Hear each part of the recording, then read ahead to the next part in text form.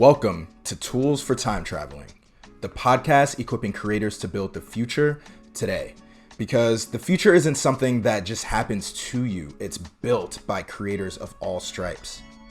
Every episode, we'll talk to a creative industry expert to get a behind the curtains look at the past and present of our creative industries, so you can gain that unfair advantage as you build out the future of your career.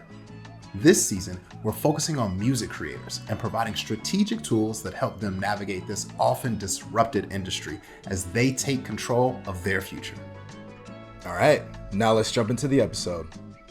To be honest with you, man, I think from a product standpoint, I don't really think there's really any brand new types of products in the music industry, because somebody figured out a long time ago that if you can use music as a billboard, you can sell anything. And that's what music has become. It used to be that you would use music to sell a product. Now you're using a product to sell music. It's insane to watch. You're hearing from Wes Pendleton. He's a music producer and now an investor with BCE Partners and the founder of Soul Sessions, a music library full of immersive audio soundscapes. Throughout this conversation with Wes, we're going to be pulling insights for a context maps tool. That's the futurist tool that we'll be working through today. And what it does is it really helps you to visually understand all of the different elements built around an idea that you want to investigate further. Yeah, and we want to use this because talking with Wes, he's a builder of products, he's a builder of companies. Mm-hmm. So we want to speak with him and basically get some insights from this conversation that help us build context. You'll hear that word a lot, context, so that we can go from those insights to actionable steps to create real products. So with that being said, welcome back to Tools for Time Traveling, the podcast equipping creatives to build the future today. I'm Gavin Guidry, creative director, content creator. Desmond, what's up?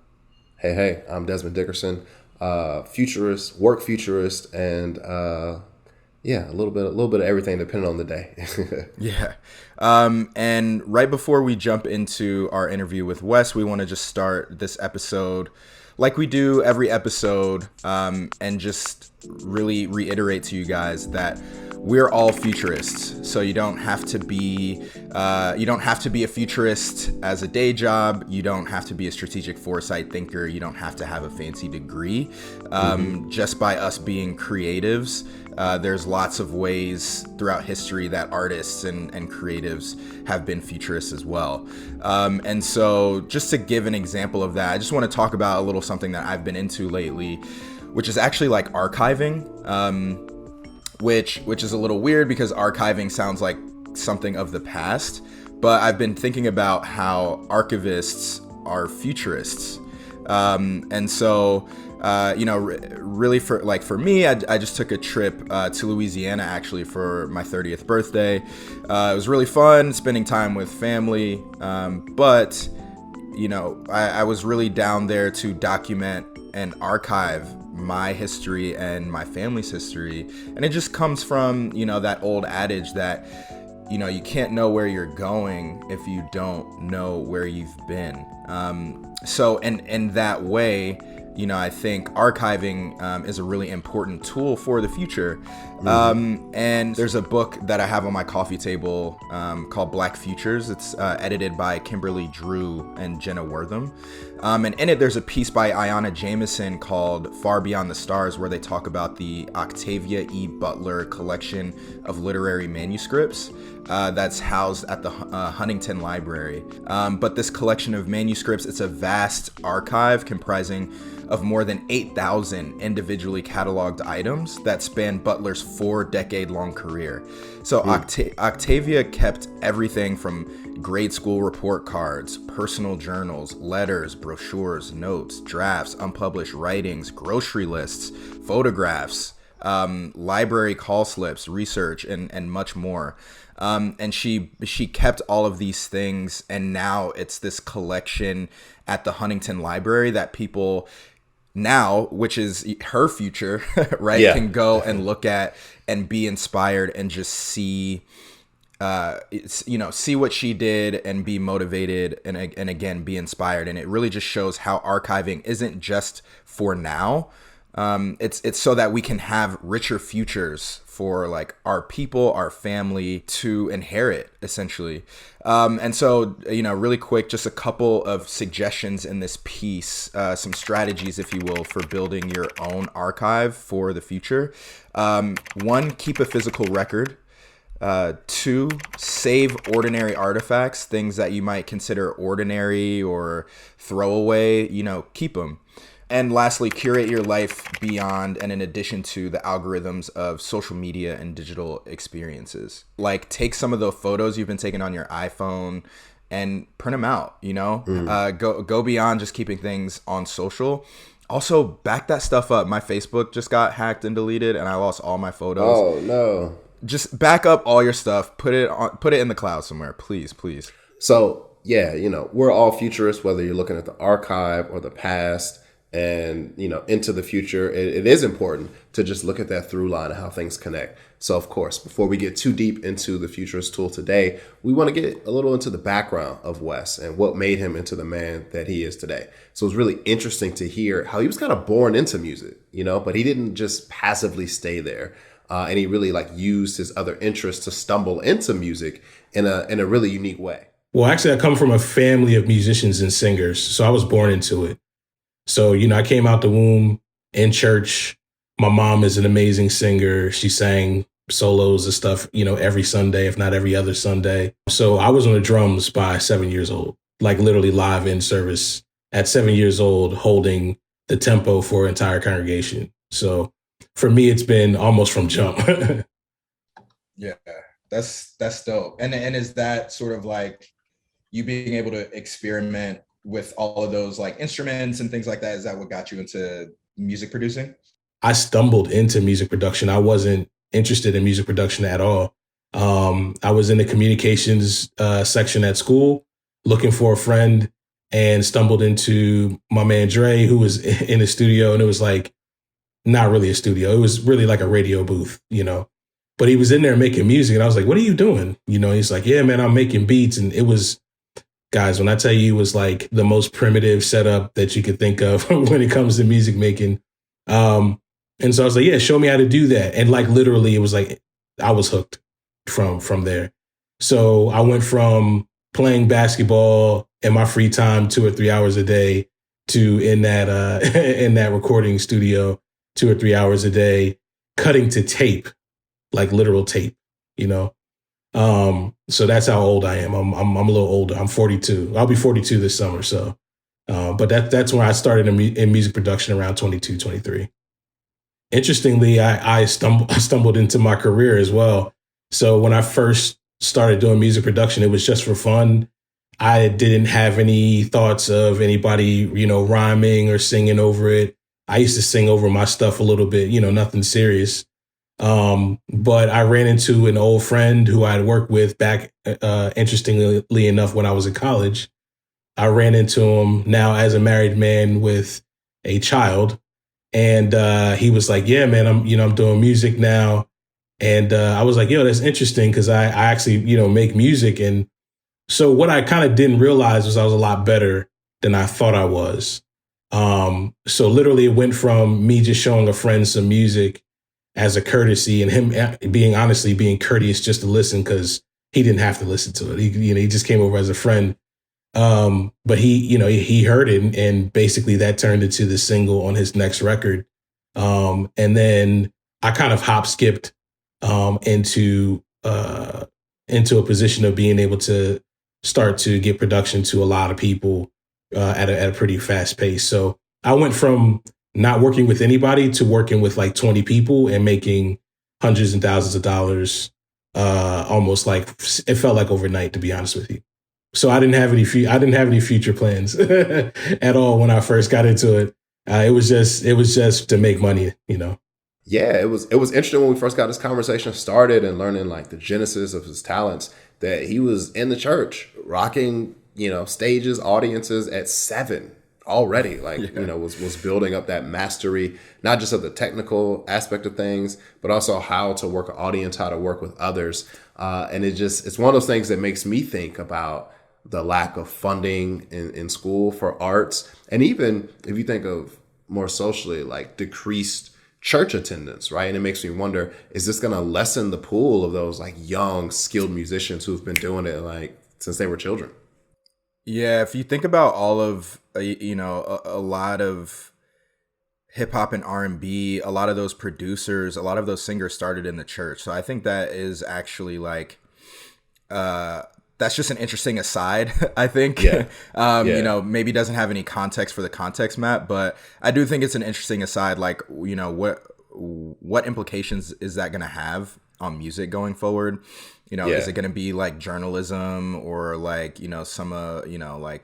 some of the, higher brow sports where only the rich can sort of afford to work at that craft as young people? And then what effect is that going to have on music? I think that's really interesting. But getting back on track a little bit, I thought it was interesting, right? Like he had all of the tools to be like that music producer, right? Like when you hear about like, Pharrell and like, Diddy and all these people who can who are producers because like they can play all of these different instruments. It's like those are all the prerequisites. Like he was checking all the boxes: drummer, trumpet player, family, history. Keys. But he like straight up didn't want to do that. And like now that that we know his career, that he did end up being a music producer, but that also took him to just creating companies and creating businesses. We heard he was in school for communications, right? Not music.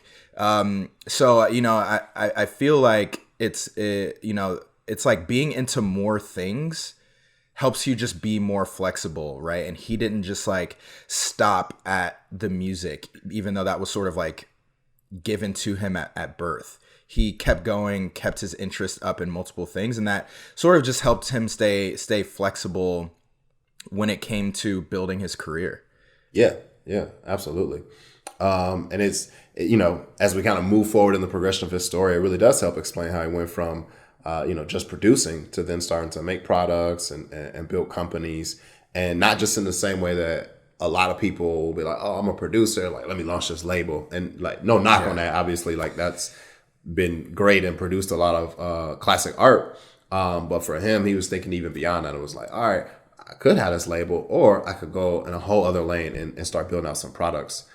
So that was interesting to see these little bits of like the genesis of it. Yeah, sure. Well, some of it was just time. I was getting older. And so when you're younger, you seem to be totally fine with exchanging your time for money. And I was getting closer to 40 and I was like, I need to create a product that makes me money when I'm not actually doing anything. Like when I'm sitting watching the Dubs and the Celtics play from 9 to 11:30 at night, I want to make like $100. And this is another thing. It's like, this is a thing that, our communities don't understand. Being able to build something that makes money for you where you're not putting in a whole lot of work. This is how every other ethnicity is able to grow wealth exponentially in this country, whether that's through owning a few small businesses, whether that's through having enough capital to be able to buy real estate and get into different types of investments. Products is the fastest way, a product that you can create one time and it can sell tens and thousands and hundreds of thousands of times is the quickest way to get there. So that was really interesting for me talking, Wes talking about not exchanging time for money and being sick of that exchange. And I think when most people are like, especially in music, are like, man, I'm tired of like the day-to-day grind, like being boots on the ground. Yeah. I'm just going to start like like you were saying before, I'm going to start a label or I'm going to start a production company. Which again, no knock on that, but I think where Wes took that again because of his interests outside of music, he took that and said, I'm going to build products. Like I'm going to get into productization and build things that can make me passive income. So, I think that's one of the reasons why we wanted to root this conversation in building products, because, as a creator, it's the best way to sort of circumvent that time for money, paradox that we always find ourselves in, and really create passive income. So you can create one thing and eat off of that, so that you're not having to burn yourself out, burn the candle on both ends. Yeah. And I think it's important too to kind of clarify here. When he's talking about products, he's not necessarily saying a product like, like a t-shirt line or like something physical and tangible. He's talking about really more so like a service, so it's like it's a digital product or it's a tool that others can use. So he's not selling and having to have like stock and inventory of a particular physical thing, but it's a digital tool that can scale up, and any infinite number of people can use it. Yeah, exactly. And just as an example, he co-founded Soul Surplus in 2016, which on its face looks like a music production company, but what it really is it's a service that creates original music compositions for anybody who may use it, who may need it, music producers, filmmakers, content creators. So he was able to create that, those products, if you will. It was bought by a parent company, and then he was able to continue to do that, where now he's doing Soul Sessions, which is another library of music, and even soundscapes. So again, he's not just continuing to create beats day to day. He's creating libraries of music that continue to make money once he's already put it out there. Yeah. So, if you're an artist, if you're a creator, you might be sitting there yourself thinking like, all right, so he made that. That's not necessarily my skill set or my journey, so you're just wondering to yourself, like, what kind of products should I make, or what kind of products could I make? And I think he gave some good insight on that as well. To be honest with you, man, I think from a product standpoint, we've probably wrung that washcloth out as much as it's going to go. I don't really think there's really any brand new types of products in the music industry, because somebody figured out a long time ago that if you can use music as a billboard, you can sell anything. And that's what music has become, right? It used to be that you would use music to sell a product. Now you're using a product to sell music. It's insane to watch. But I don't think that there's any particular new products out there.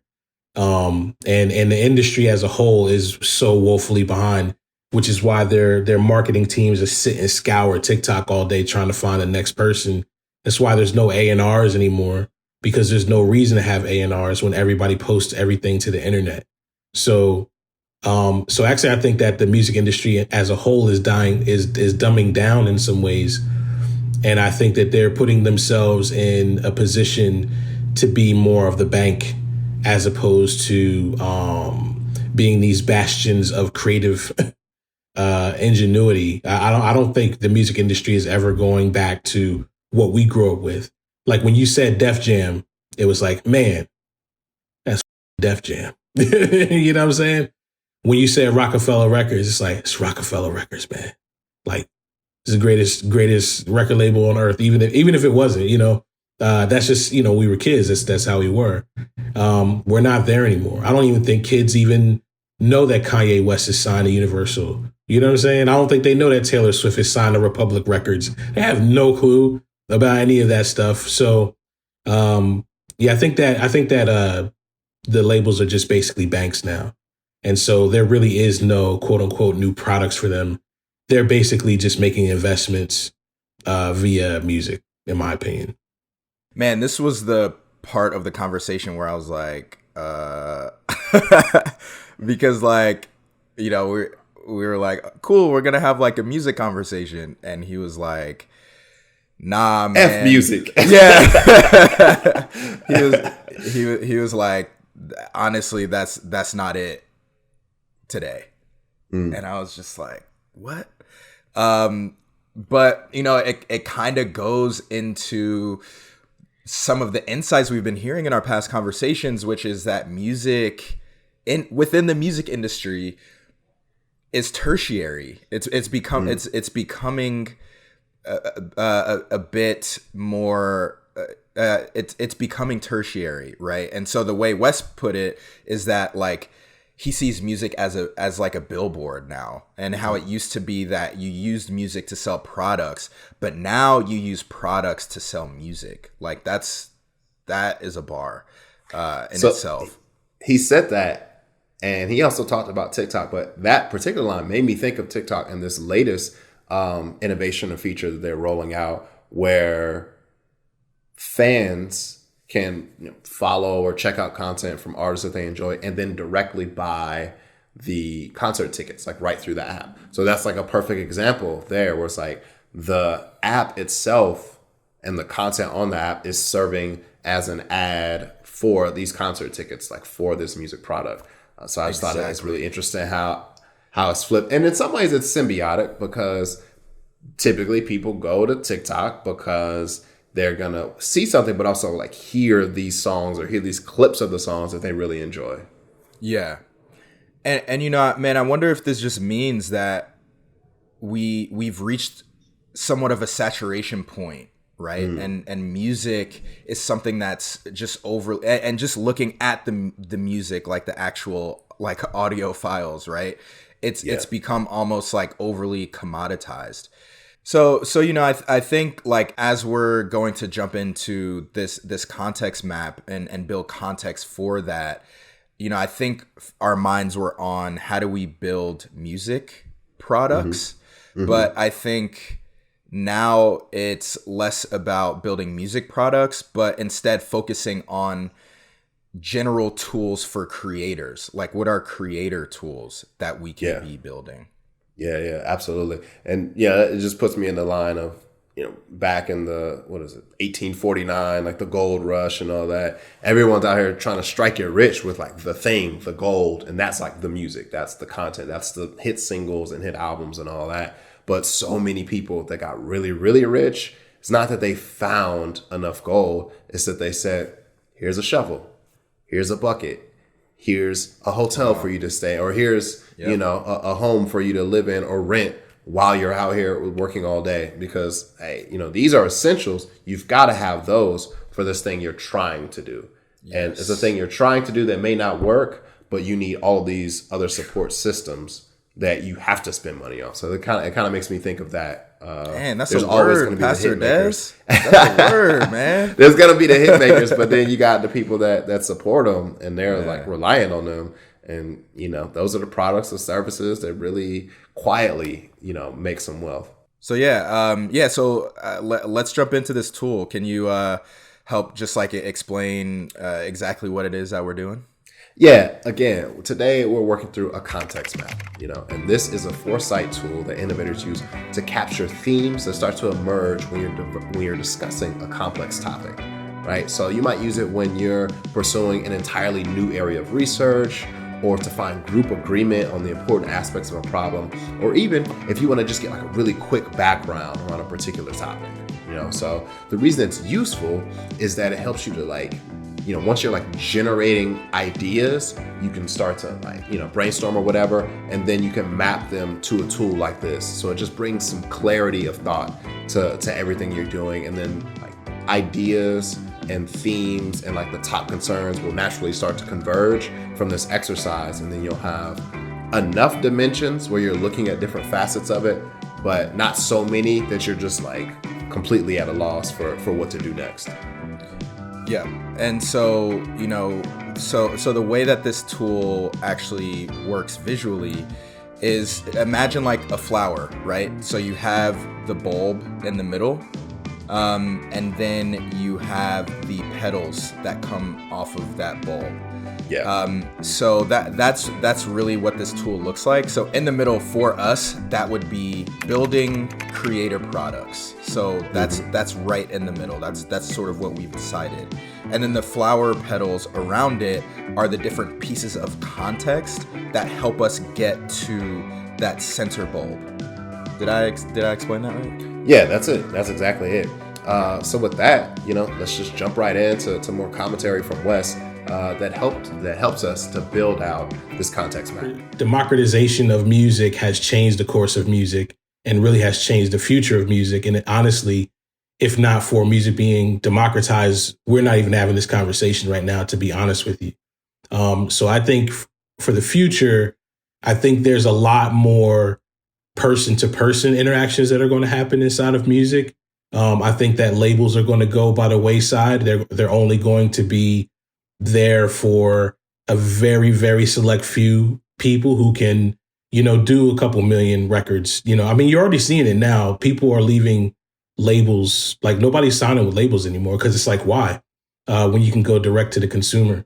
So I think direct to consumer, I think artists starting to realize that they're in essence almost like media networks where they can control pretty much every aspect of everything that they're doing. So not just creating music commercially, but thinking about how can I create music to be used in film and television, for social media, for apps, et cetera, et cetera. I think more artists are going to have that mindset from the beginning, as opposed to it just being outright passion.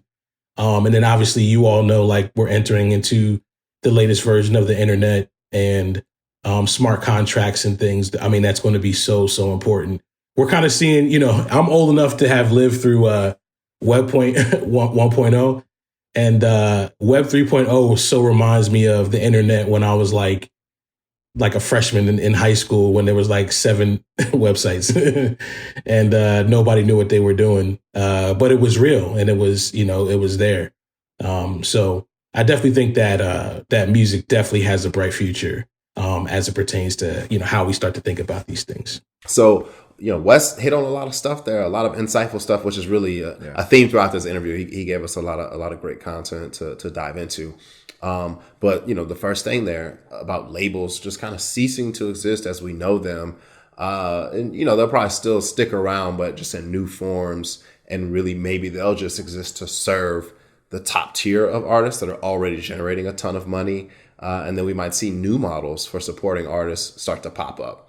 And one thing that comes to mind is maybe we see artists that will start to contract out like all the functions that the label used to do. So, marketing, they contract that out to someone. Distribution, they have like a distribution partner, and then like a licensing partner that they start to, work around with. And then, that non-music business knowledge will start to grow in importance as artists figure out how they can leverage the utility of their art in other avenues. And it makes me think of someone like a Gary V, right? Who essentially is like a one-man media entity. And of course he has a whole team around him, but what if artists start to position themselves like Gary V? So it's all right, I've got my video content that I'm putting out regularly, whether it's based around the music or just the insights or just the things I like to talk about and things I like to do. And then I have this other channel where it's like a podcast, and maybe the podcast is me, working through new music or talking to other creatives or that type of thing. And then you've got, the album that comes out and is supported by these other things. You're getting hosting gigs, you're bouncing around and doing all sorts of other types of media. So that just kind of jumps out at me as something that could be a new template for how stars emerge. Definitely. I think labels definitely, they're still important. They still have value. But I think what is going to balance things a little bit is the ability for those person-to-person interactions, right? And how Web3 and the new ways that the internet is working is helping to enable that. So, the whole 1,000 fans concept, where, if you've, even if you've got 100 fans, you sell things for $10, you're starting to see how your revenue can grow exponentially, and now more than ever before, that concept can be taken to extreme standpoints where you might not need to sign the distribution deals that you signed before, because you can curate your own communities of people that you can sell directly to. So it feels like the future is going to be smaller person to person, direct to consumer interactions. Yeah.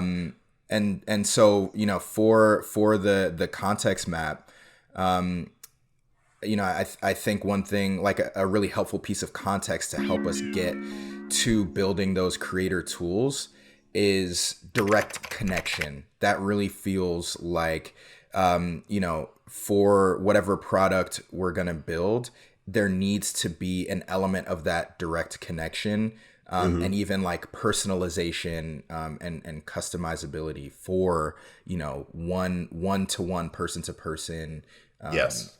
consumer interactions. And then I think also leverage tools that allow you to have direct connection with your audiences, that can even influence the way that you build your products, right? Because if people can feel like they have a stake and can feel like they have a say in what you're creating for them, it's going to it's going to make your product feel even more valuable to them as a person. Yeah. Yeah. So as we're talking about, making your product feel more valuable, we're talking about, connecting to a direct audience, or directly connecting to your audience and your consumer naturally. Of course, we're going to start to think about exclusivity. And, so much of music now is like, no, it's not really exclusive. It's like you get on the app, everyone has access to the music, everyone has the same access. But there are times where it makes more sense to hone in on a niche audience, or have like an exclusive offering that is related to your product. And then, it was interesting to hear him speak to this as well. Another trend that I'm starting to see, and I'm actually part of this as a producer too, is taking advantage of limited runs as it pertains to merchandise. So vinyl and T-shirts or what have you. When you do that, you'd be surprised how much you raise the value of your music offering by not allowing access to everybody. It's amazing to see. So you would think that maybe I should put my record on Spotify so that more people can stumble upon it, because it's really all it is it's a marketing tool, in my opinion. I think that's what Spotify and Apple Music and stuff is. But saying I only have 300 vinyls for this record, selling 200, and then closing shop and saying we don't have any more. And then coming back a month later and saying, we have a couple hundred more, and then you sell another 250. That's what artists are doing now. And that's going to be like the future of music, in my opinion.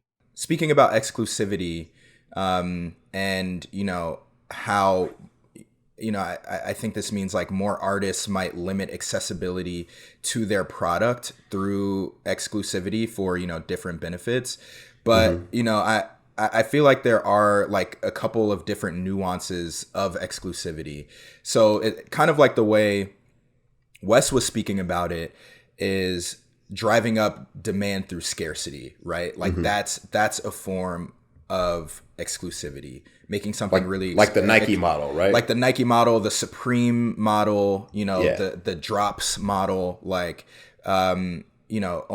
limiting how many people can get access to something is going to drive up demand for that thing.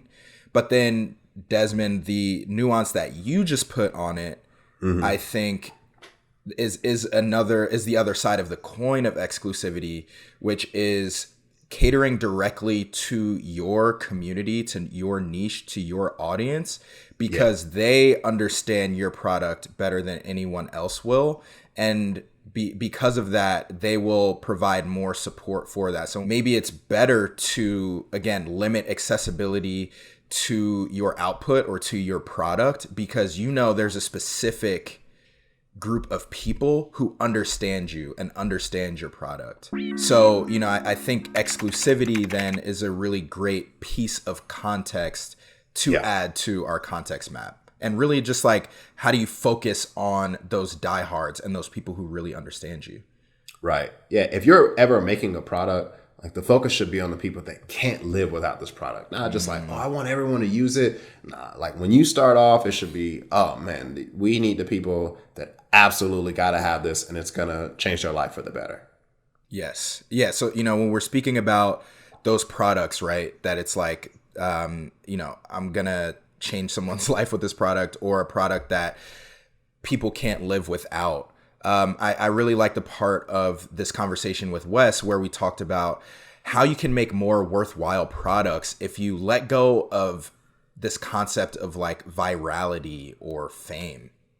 The one thing that major labels do so well is they put you on television, they put you on tours, they put you in music commercials. Those are things that are really hard to do by yourself. And young people are always going to be vulnerable to things like that because they understand how to market to young people to get them to want and to covet that type of thing as musicians, as opposed to understanding that control is really the name of the game. It's for the same reason why, like, I've had a particular burden for Black people as it pertains to how we use social media and how we are the ones that push all of the trends at the very beginning. So how we speak, how we move, how we dance, the music that we listen to. These are all of the trends on every social platform, and we get nothing from it. And that really needs to change. And I think it's because there is this promise of virality that our human nature can't seem to not be okay with, like, letting go. Like I know people that literally would say, give me 1 million followers as opposed to $1 million. And like sincerely, not on some, trying to be slick or anything like that. They literally don't understand the power of having $1 million and what that could do for them. But, something in our nature that just makes us weird and wired that way. I'm not really sure what it is. The one thing that I realized through my music production is people paid attention to my music production because it helped them specifically to study. It helped them during their quiet time, during prayer, meditation. People used it for yoga. And I found this out almost by accident, by going back through the tens of thousands of playlists that I was on that I had no idea that I was on, and finding out that like hundreds and thousands of these playlists had the same title. So as an entrepreneur, it's like, well, damn, like I'm giving Spotify and Apple Music like all of this money for creating this music that I did one time. How am I not taking advantage of that? And so now I go into the mindfulness and wellness industry to find out what's going on in this space, because obviously that's what these people are using this for. They're using it for wellness and they're using it for mindfulness. So come to find out, man, $1 billion industry, and like nobody knows, outside of the people that are inside of it. But the one thing that I did not like about all of these platforms was the music was terrible. That was the one thing that I noticed. And so again, being a guy who's already created sounds that are on the top 100 every day, every time you turn on the radio, you hear sounds that myself and my team have created. How can we take the same systems that we created to build this one thing and now build inside of this space where now we're building we're building sounds specifically made for mindfulness and mental well-being. And that'll be our focus getting into this space. And then we'll have things like breathing techniques and one-on-one coaching and all that stuff. But the music needs to be the main thing. Why? Because music is secondary and tertiary on the other platforms. So that right there is like the clearest case of me seeing an angle and attacking it, like a dog. $1 million, 1 million followers. That's not the same. Thank you, Big Sean, for that line. Wes just said it as well. But no, yeah. I think that when we're talking about where your music can go, where your products can go, I think that creators can miss out on the control and the upside, right? Like the ceiling that these, advancements in technology are offering if they focus instead on fame and virality, right? So let's use let's use creator platforms as an example. So, a lot of people choose to put their content on Instagram, on TikTok, right? Because that's going to lead to views and virality, right? And so while those things are helpful, you're still creating on someone else's platform, right? You're still building on rented land. Whereas you could have maybe less eyeballs behind a walled garden like Patreon, where you are building a community of people who can't see your content unless they're paying for it, right? So yes, I'm like, if I'm putting my stuff on Patreon, I'm not gonna quote unquote blow up, right? I'm not gonna go viral, but I am going to provide exclusivity and value for a specific group of people who are in turn providing me with money and consistent income. So, I think it's important to, instead of focusing on reach and views, our content and our products should focus on utility instead. Yeah, so when it comes to figuring out what that utility is, how audiences are using your music, you can start to look at like the playlists that they even put you on, and that'll start to reveal a little bit about their utility intent. In Wes's example, he's talking about how, he saw a lot of his music and his company's music being used in the real world, and that sort of like helped him understand, oh, okay, with that I need to create this platform, or I need to create this opportunity, this product for my music. Right. It's kind of like taking that car test to the next level, right? Before people were, all right, I made this song, let me put it in a car, let me ride around to it. Like, what is it feeling like? What's the environment's giving me? Or like, what's the vibe it's giving me? Or even like music has been released, and you might ride around and listen to how others are using your music. Like everyone in the streets bumping your song. Oh, okay, well, this is a out and about type of song, or this is music to cruise the strip to when you're maybe looking for a club or a party to go to. So it's really interesting to take these old ways of understanding like audience intent, and now we have all sorts of new digital tools to show you exactly how people are using things, how long they're listening, or what they're doing before and after they engage with your product. And it's just key product market research. So with that, that starts to, again, help us to build out more context. And a key context when you're figuring out, how to build creator tools is figuring out the utility and figuring out the ways in which your audience is participating with this product or this service that you're putting out there. Boom. Love it. And then, of course, we kind of started to hint on it just a little bit. But if we're talking about building the products of the future, we can't really have this conversation too long without talking about technology. To be honest with you, there's actually nothing in the music industry that's making me pay too much attention. They are old dinosaurs. They are still doing the same stuff that they were doing 40 years ago. And that's why they're getting mopped by kids and technology.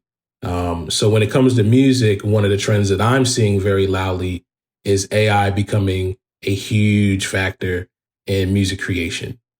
So you guys know, we were acquired by Splice. Splice has a new app called Koso, which is in essence an AI generated music producer in the palm of your hands. And basically the AI can detect tempos, sound styles. It can detect key structures. And basically you could create a brand new track from scratch, not having any types of background in music production. And you can export it directly to TikTok, which is what the main thing is, right? So AI probably is the biggest thing when it comes to music. It's between, music creation, but even things like music ID, very, very important for music ID. When it comes to mastering solutions and different types of plugins. I mean, you can literally take your song, insert it into this algorithm, and it'll master your track for you relatively okay. I 100% will never believe that an AI can master a track better than some of my friends. There's too many human elements inside of it. What it'll do is it'll make sure that it's loud enough. It'll make sure it's wide enough. It'll make sure it's probably not like too sharp on the high end, not too bass heavy. It'll do that really, really well. But like the mix has to be good before it goes to master. So it's still going to need some human element. Yeah, so when you talk about music, of course, it's an art form.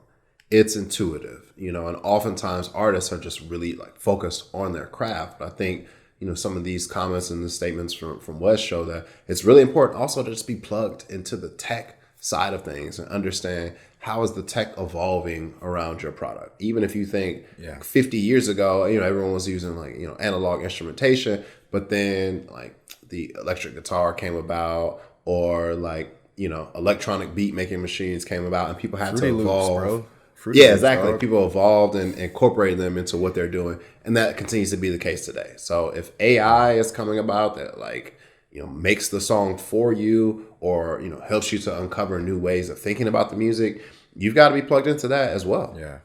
Yeah. I mean, I think it's really interesting that in this conversation, we continue to talk about how there's not anything in the music that's informing products that can be made, right? Like there's nothing new under the sun. Maybe that well is a bit dry. So tech, might be the best indicator of potential products that can be made, even for music creators or creators in general.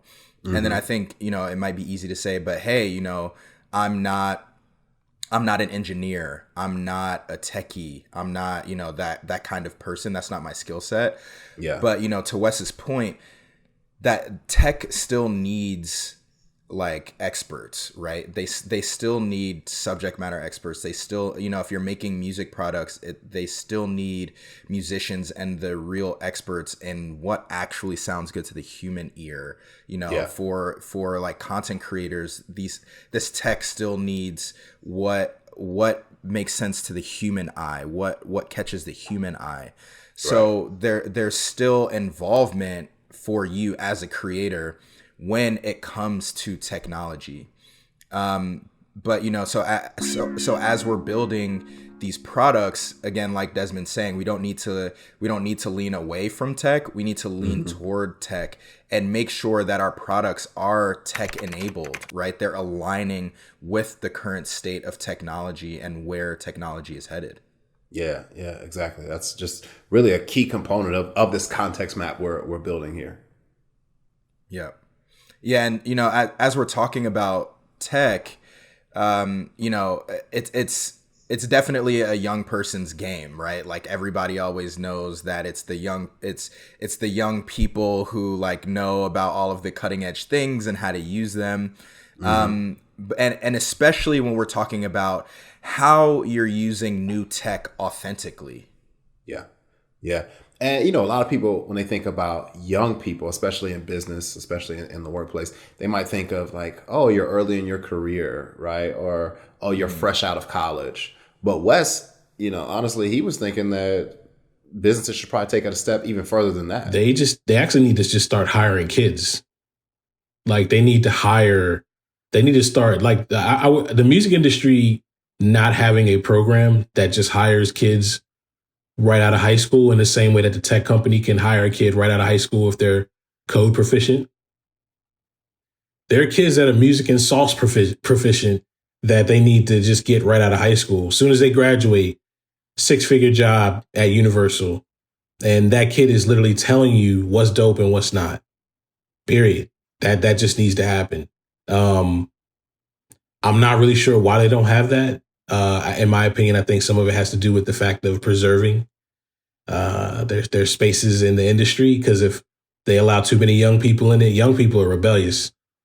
You get the wrong 19-year-old in there, and it's like, hey, yo, why are we doing such and such and such and such? How come you guys aren't blah blah blah blah blah? And now you done messed the whole thing up. Now all of a sudden they're marching down Broad Street. They don't want that. So that might be the reason why. Yeah, I mean, it's so interesting to hear him say that, like, hiring young people fresh out of high school not Yeah. college, high school Yeah. Yeah. is like the best move that labels can make. And so looking at that, it makes me think about like, should there be new pipelines and programs, right? Other than college, that are created to integrate younger people, right? Like it really seems like that's what we need, because yes, there are college programs, and I actually checked out an article from this peer-reviewed journal called ACT, or it's like Action, Criticism, and Theory for Music Education. And they're talking about how, schools of music, departments of music, and conservatories across the U.S. have, like, in growing numbers, been creating entrepreneurship and career offices over the past few years to offer curriculum like this. But I think we need to even go deeper, to where, like, to Wes's point, like the Universals of the world are creating six-figure jobs. Maybe they don't need to be six-figure jobs, but maybe they need to be, some sort of jobs or some sort of pipelines to include these younger people, so that we can have these young, fresh perspectives informing the products that we're making.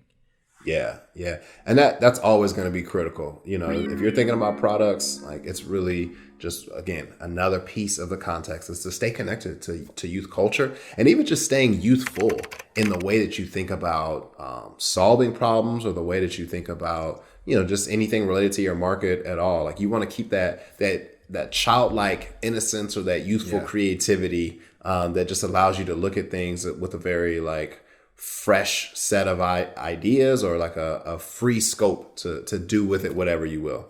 So one thing that resonated with me, or something I really connected with on Wes, is how much he reads. Because I love to read a lot too. I try to read like a book a month, or sometimes I fall way behind and I have to read like 3 in a month. Not as behind as me, bro. Not as behind as me.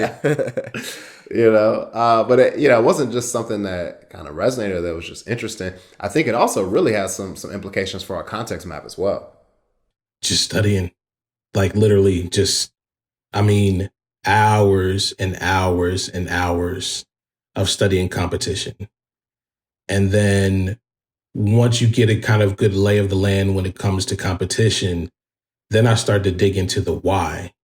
Like, why are they the most popular? Why do they have, why is their company valued at $1.2 billion? How much is this industry valued at as a whole? Oh, this industry is valued at 30 point some billion dollars. That means that there's a lot of people and a lot of capital in this space. So this is probably something that I should pay attention to.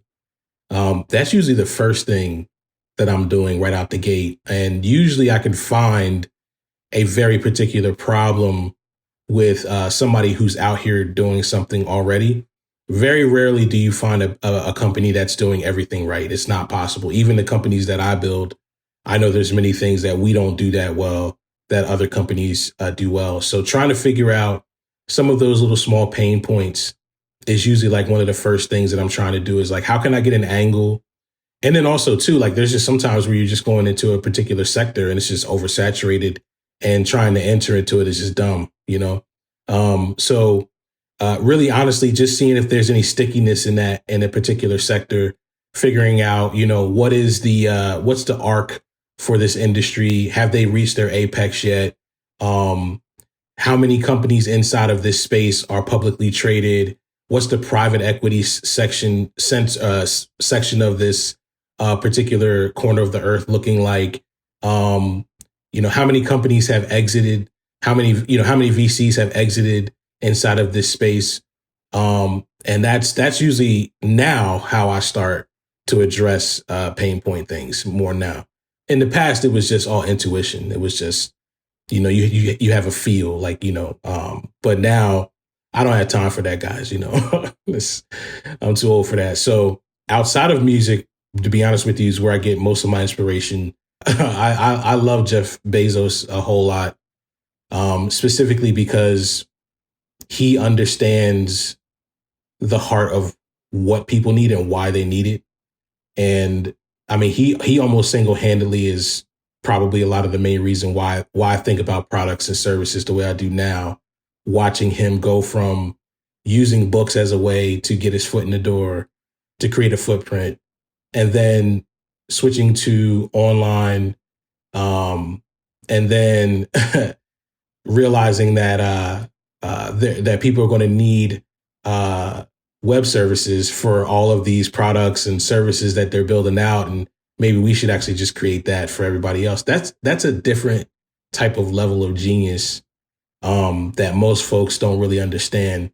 So in the section before this, we were talking about keeping that youthful exposure and outlook on life. And I think a big part of that is how when you're young, you're just a sponge. Like you learn so fast and you're always like open to new ideas and learning new things. And I think that's what he was really hitting on here, whether it's reading a book or reading reports or just like observing others. It's really all about like, how do you continue to study and learn to augment the skills you have? Yeah. And, studying is not like the sexiest piece of context that we can provide you, right? Right.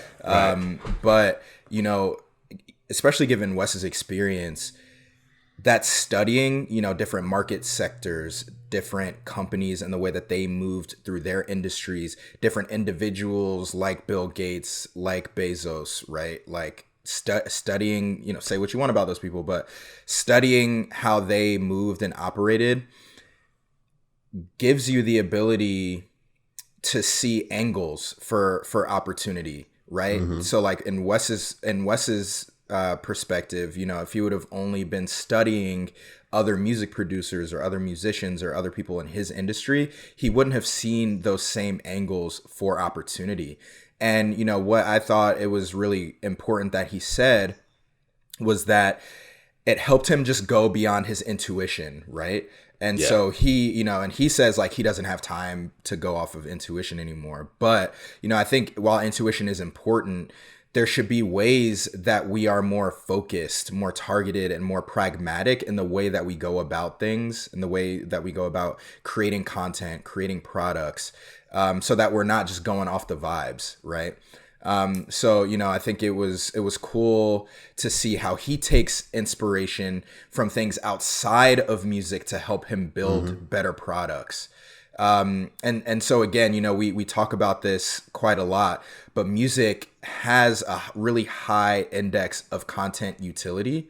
So music can be viewed again as more secondary or more tertiary to discover even more success and even more flexibility for your music inside of different industries and different pockets. Yeah, absolutely. Related to this, there have been so many times where someone has referenced to me this book called Shoe Dog. Phil Knight, the creator of Nike, right? And it's all about like how he thought about business, how he launched Nike, and just like his approach to life or whatever. So many people from different walks of life. I've talked to musicians. I've talked to people that do corporate strategy at like huge technology companies. People that are just like into fashion and clothes have read it. And it's so interesting how, when you find these leaders, when you find these insightful folks, it doesn't matter what line of business or what type of life you live, like it's gonna be there, and those insights are gonna be applicable to you still. So I think that that's a key piece to this context map, is continuing to invest in that education, whether it's reading books or reading reports or listening to podcasts that are relevant. But also like very important to just have those outside perspectives. You want to look at others or other industries' expertise. This could be healthcare. This could be gardening. And you might think like, well, what does that have to do with music? But if you're, similar to what Wes did, if you're talking healthcare and it's like, oh, maybe there's music therapy that can help people. But I need to learn more about healthcare in order to put that product out for creators. It's that type of thing. But, that context, broadening your scope is going to be key. Yeah, 100%. And then one thing, as we're talking about, all of these things that are going to help us build products. One thing that we haven't spoken about yet is the concept of control, right? And how that can enable you as a creator. And we got some really great insight into that from Wes. So another thing, if you guys have been paying attention, all these artists are selling their catalogs. And so the first couple times it's like, wow, man, listen, if somebody's offering me $500 million, Bruce Springsteen got $500 million for his catalog. You got to sell the catalog, fam. As an artist, to make $500 million is almost impossible. Just off of your music alone, it's like basically impossible, unless you're Michael Jackson. You know what I mean? So I was like, wow, these people get to get liquid, like basically like the next day, which is really hard to do. But then I started wondering, like, but like everybody's selling their catalog, and I thought that was odd, because if I'm on the outside looking in, I'm like, guys, if these guys are paying billions of dollars for your catalog, maybe you should keep your catalog, because they are obviously seeing something that's making them understand how lucrative this is. And I taught a class one time specifically about why music is so sticky. And this is to go to Gavin's point. I said, one of the most amazing thing, and this actually even goes to the futurist side of things about songwriting, right? Owning your publishing, owning your writing, owning the production. When you watch commercials now, 9 times out of 10, you're hearing a very classic song that is not the original song. It's a classic song that's been redone. Trust me when I tell you, the original artist still gets paid for that in the same way they would if they used the original. But the thing is, the reason why you're hearing it that way on the commercial is because these major companies, they've bought these catalogs, and because they have so much catalog, they know that they don't need to. If I have to go directly to Mary J. Blige to get rights to her song, and she's charging me $100,000, this is what I'm going to do. I'm going to buy her catalog, and then I'm going to sell her that same song for as much as I want to sell it. And if a company says $100,000 is too much, can you do a different version for $50,000? I'm going to go find somebody that'll do that version for like $5,000 to $10,000 and making them redoing it. And then I still own the masters of that version as well, and can be used over and over and over. It's the most amazing thing. And Gavin is just so dead on when he talks about the utility of music. It's insane how you can parse it so many different ways for so many different usages. He hit on something there. I mean, both of y'all did, in terms of the high utility for music. But man, it is wild to just think through like how many different ways there are to slice it up and use it up and get more value when you're trying to make money off of catalogs or the IP that's already been created. And what it comes down to is control. Yep, 100%. Keeping that control of your content should be the number one priority, because it gives you the flexibility and the autonomy to build into other industries or build platforms, right? Like, Wes was basically saying that he didn't understand why people don't do this, but actually Tyler, the Creator, in 2015 launched the Golf Media app, which was like an app for all of their like exclusive content, skits, music, things like that. It's now defunct. And I wonder why it's defunct. Maybe there were a lot of licensing and control issues. Mm-hmm. But if you own your music, if you own your catalog, you can set up these communities, you can set up these platforms, and you can really navigate and negotiate your way into different industries. So, Tyler went from, just with that alone, went from music to media, because let's say like he owned all of that content. He's able to take it and make a full media company out of that. So, as we're talking about, the context map and building context, creative control and autonomy is a big one, just to make sure that we're keeping that creative flexibility. Content creator, entrepreneurs, they can't sell products or libraries if they don't own them, So that's where that control and autonomy comes in. Exactly. And, throughout this exercise, throughout this interview, we've spoken a lot about some of the really tangible, actionable pieces of context as we're building out this map. But as we, get to the end here and possibly saving the best for last, I think we should talk about a factor that's not quite as tangible, but still just as important. You can't have too much passion. You set yourself up to be taken advantage of if you have too much passion. And then when you're too much business, it's like you're dry and then nobody really believes you because they can kind of see exactly what you're doing, kind of moving like a robot. Nobody wants to see that when it comes to music. It's still art. And I really think it really has to be right down the middle. I think that to think about your business ahead of time before you start to get creating is very, very smart. And then when you're finished creating a very specific thing, then the business needs to come back again.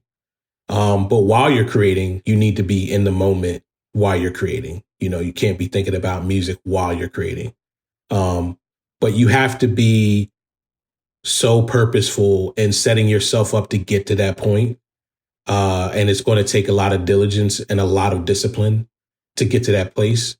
And having, accountability maybe through a friend or, other peers or whatever to maybe work as a group can be the thing that kind of helps you in that way. Because I think that's what the content people are doing. These content houses and all this stuff like that. That's accountability. At the end of the day, it's let's stay on top of what we're working on. Let's continue to pump this stuff out. And then let's use each other to make sure that, everything is above board and, we're maximizing our profits and stuff like that. But in the meantime, let's have fun, So I think this last piece of context, passion, is just really important. I kind of set him up to talk about how, hey, maybe you should leave the passion behind a little bit, right? Like let's get to the business of it, right? Let's not get distracted by my love of the music and I'm gonna, whatever. But I think he brought a really nice balance to it. And while yes, passion shouldn't outweigh business, but business in turn shouldn't outweigh passion, right? And it's finding that healthy balance of passion and business that is going to be crucial to success as a content creator, as a musician, and as somebody that's building products. Yeah, absolutely. What was I watching? It was something with Khaled the other day, and he was just like going in about that. He's like, man, you gotta love this. It's gotta be in your heart. Like you gotta be passionate about it. And yeah, that's the key. Like that's always gonna drive you forward. Anything that's art related. You could be an accountant. No knock on accountants. My dad's an accountant or was. But you don't have to be like passionate about like what you do. You just gotta be really good at it. But when it comes to connecting with people, when it comes to creating art and developing rapport and managing communities, it does take that level of passion so that you can just relate to these people that are going to be passionate about whatever it is that you're creating. They might be passionate about this music, about this song you made. They might be passionate about this tool, I was talking earlier, like we use Miro to like, get our ideas together and kind of collaborate creatively. I rock with this tool heavy. I really dig it, so I bet there are some very passionate folks that are, putting this together and making sure that it functions properly for folks like you and I. So we've covered a lot of ground today. We got a lot of really terrific insights from Wes. I want to just bring it back all together for you all. So we've been working through what we call a context map, right?